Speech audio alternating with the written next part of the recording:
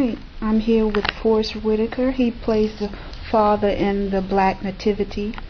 And tell me the role, especially in the church. I'm like, he got it down pat. The entrance, the delivery, the singing, just the whole characteristics. Did you study how to be the head of a church, or did you take it after your church leader? How did you get there? I did both. You know, I started studying, different preachers, because now we're in the internet age where you can look at different sermons and stuff. So I got a chance to look at many different sermons, Franklin, Hawkins, all these different individuals, Marvin, Wines, all these different individuals. But I talked to Reverend Butts, who runs the Abyssinian Church in Harlem, because that's one of the oldest churches in Harlem. And I thought that was pretty much sort of the prototype of where I was coming from. Is just my character. This preacher is a little bit of just a Southern Baptist preacher with a little touch, just a touch of Pentecostal, just in a way. So I was thinking about some of the preachers I knew as a kid, the Southern Baptist preachers I knew, because that's what I grew up in originally, was the Southern Baptist Church. Okay. Our Baptist churches, and then trying to incorporate that. So I started looking at scripture to understand what I was going to be preaching about. I started working on the songs and listening to the different individuals, inspiring singers who were singing them, and slowly started to form, studying Martin Luther King speeches as well, because I wanted it to be like old school, a little bit of old school, a little bit of, sort of down home Memphis, and then moving into the future.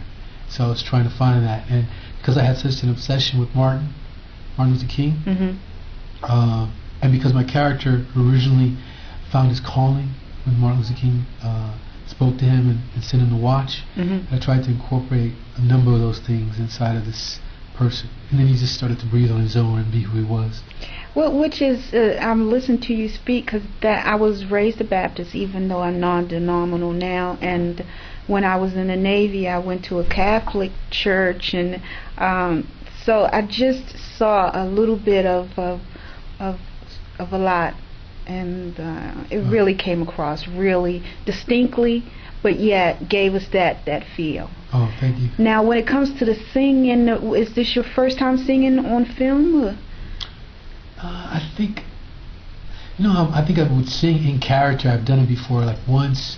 I did Phenomenon, and I think I sang something of Diana Ross's song or something.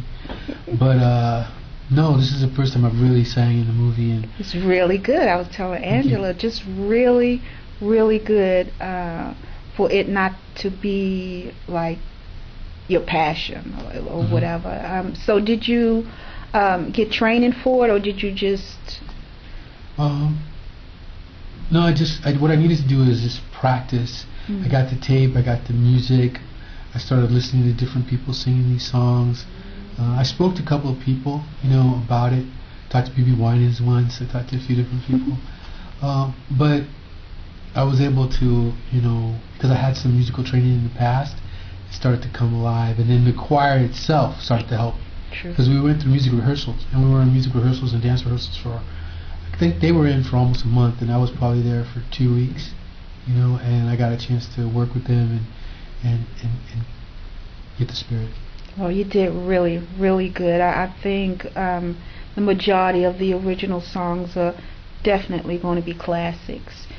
Now, the whole drama, I had my experience with my eldest daughter, young pregnancy, and I made a totally different decision. What is it that you think the audience, or what do you want us to walk away thinking about, the conflict in the film and the resolution?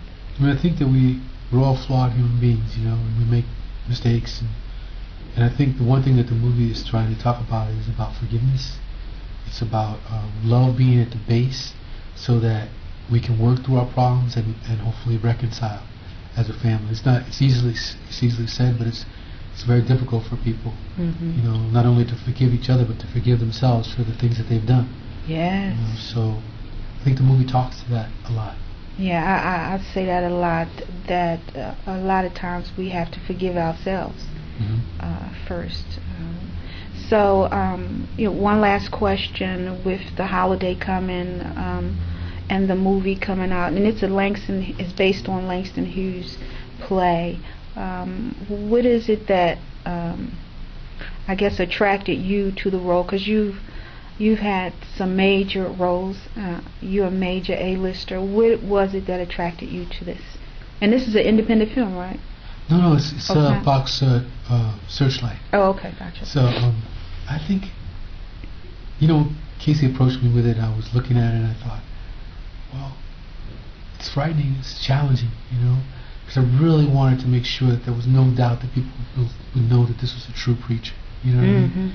And I hadn't done a musical before, so that was scary. I knew I'd be singing with Jennifer Hudson, but it's all those kinds of things that when you're afraid, you start to think, you know what, I need to do this. I need to confront this and try to see what comes out. Something magical comes out of that a lot of the times when we face our fears. Yeah. And so I decided to do that, and I love the thematics.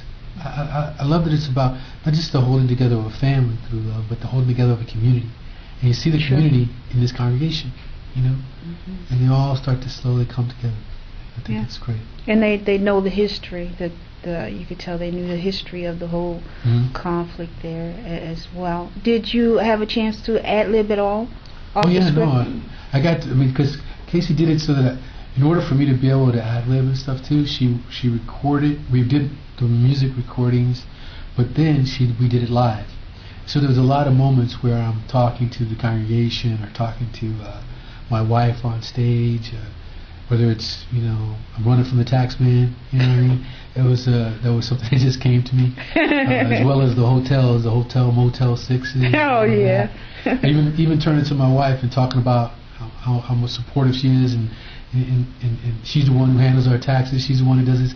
Those are all improvisational. So Casey allowed me to get a chance to find those things, and some of the music too, because I would start to sing at times, and it wasn't recorded. It was like little side moments where I would start, Jesus, you're worthy of the highest praise. That was something that I had heard when I was studying, and it just came out, Wow. So, Well, it did good. You guys did good. I think it's going to be a classic, no doubt.